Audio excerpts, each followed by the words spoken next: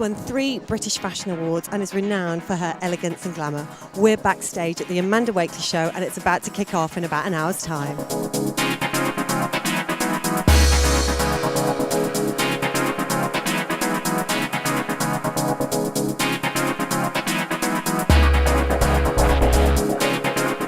Everybody says you always produce luxurious, elegant women's wear. Do you think that you kind of typify your customer?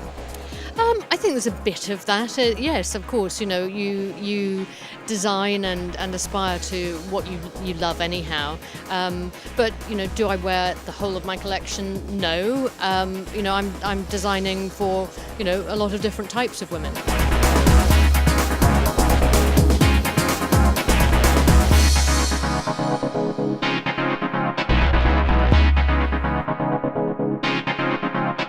Can you just tell me a little bit of the influences of this autumn-winter collection?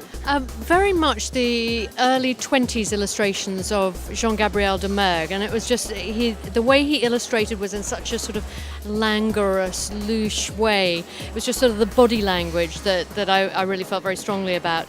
You know, in the 20s it was flat chests and worn sort of very deep and V'd and all the rest of it. So we've used that as a sort of loose inspiration but done it in a contemporary way.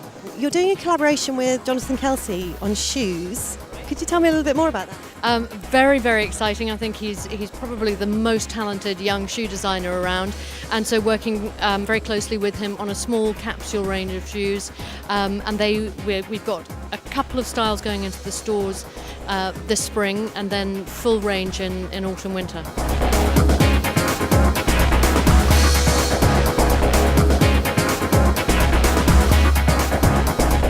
We've just come out of the Amanda Wakeley show and you can see the designer herself just behind me, and now we're off to Paul Smith.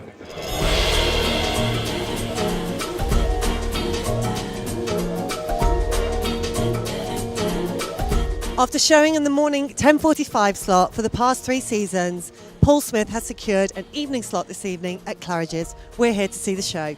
So the makeup for Paul Smith is 50s inspired. The focus on the eyes, we're doing a graphic geometric black eye painted on. Lots of mascara top and bottom. Skin quite matte and bare, and lips quite natural. How far before the show do you kind of plan the look or speak to Paul about what's going to be going on this evening? I mean, a lot of the times it's maybe a week, but this time was only yesterday. We were just talking about Paul, a friend and I. He is the most unpredictable man in the whole wide world. He draws inspiration for some of the most simplistic things, the things that are in front of your very eyes that a lot of people miss out, and somehow he's able to kind of capture that and conjure up this beautiful, dreamy type illusions in his clothes.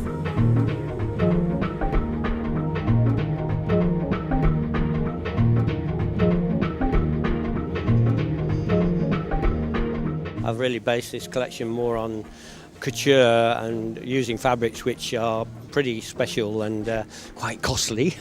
And so I thought to go with that, Claridge's is a lovely venue to show in. Now, in 1976, you showed in Paris your first menswear collection. What made you actually come back to London, and what's made you stay in London to show?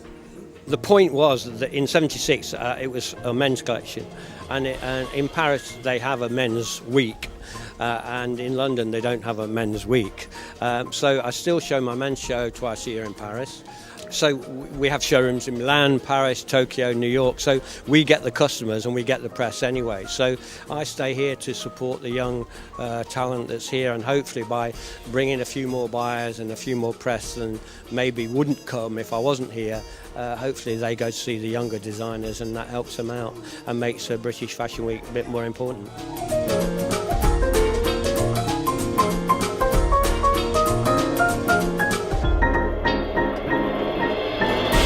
That's the end of day 2, but we've got some really exciting shows to look forward to, including Vivienne Westwood's Red Label. So log in to www.marieclaire.co.uk.